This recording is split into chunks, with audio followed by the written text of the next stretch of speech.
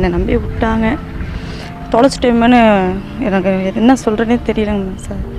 உண்மையாகவே தொலைச்சிட்டோமே அப்படி தான் உட்காந்துருக்கேன் சார். 12 மணிக்கு போய்ட்டோங்க சார். இங்கேருந்து 12 மணிக்கு போய்ட்டு ஃப்ரீயாக தான் இருந்தோம். நல்லா என்ஜாய் பண்ணானோ, நல்லா சுற்றினானோ போனானோ.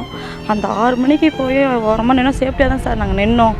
அப்புறம் 7 மணிக்கு வர ரொம்ப கூட்டம் வந்தால இப்படி தள்ளியிருந்தாங்கன்னா நாங்கள் தப்பிச்சுருந்துருக்கோம். எல்லோரும் இப்படி தரனால நான் மயக்கம் மட்டும் விழுந்துட்டு பிள்ளைகளை விட்டுட்டேன் சார்.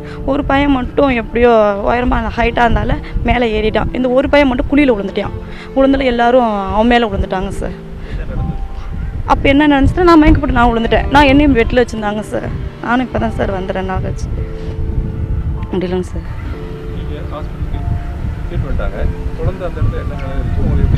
மூச்சு பேச்செலாம் இல்லைங்க சார். அங்கேயே இறந்துட்டான் சார் தம்பி. அங்கேயே இறந்தா தூக்குனாங்க சார். அது மட்டும் தான் சார் தெரியும்.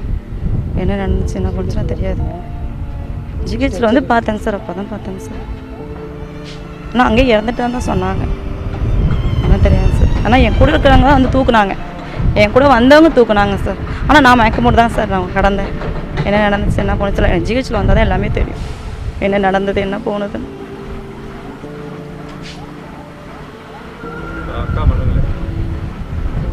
எப்படி சொல்கிறதுனே தெரிலங்க சார்.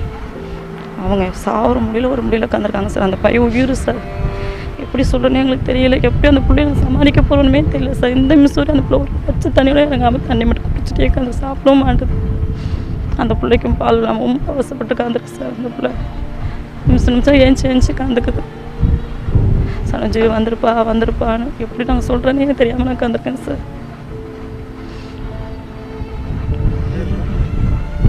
ஐஸ்வர்யாங்க சார்.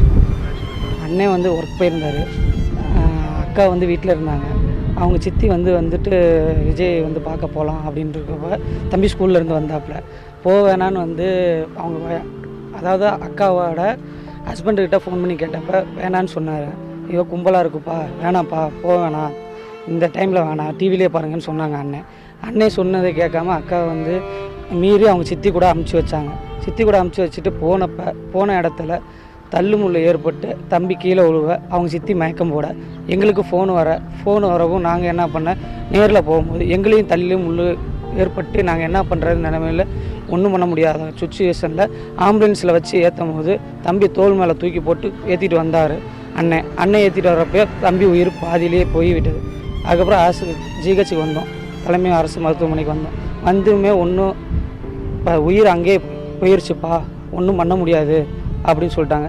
நாங்கள் அப்பயும் அண்ணன் வந்து எவ்வளோ செலவானாலும் பரவாயில்ல என் பையனை வந்து கவர்மெண்ட் ஆஸ்பத்திரி கூப்பிட்டு போக வேண்டியது போகாமல் ப்ரைவேட் ஆஸ்பத்திரி கூப்பிட்டு போக வேண்டியதானே. எனக்கு 50,000 1 லட்சம் 2 லட்சம் ஆனாலும் பரவாயில்ல தம்பியை கூப்பிட்டு போய் அங்கே பிழைக்க வைக்க வேண்டியதானே. அண்ணன் எவ்வளவோ கத்தினார். கண் கலங்கி நின்னார். நாங்கள் அவருக்கு ஆறுதல் சொல்ல முடியாமல் எங்களாலையும் கண்ட்ரோல் பண்ண முடியாமல் நாங்களும் நின்றுருந்தோம். அதுக்கப்புறம் என்ன பண்ணுறதுன்னு தெரியாமல் மறுபடியும் வந்து அண்ணன்ட்ட சொல்ல அண்ணனே கண்ணுக்குள்ளே அவ்வளோ வேதனையை பார்த்தோம் நாங்கள் அண்ணனை. இதுக்கு வந்து தக்க நடவடிக்கை எடுக்கணுமாறு நான் கேட்டுக்கொள்கிறேன்.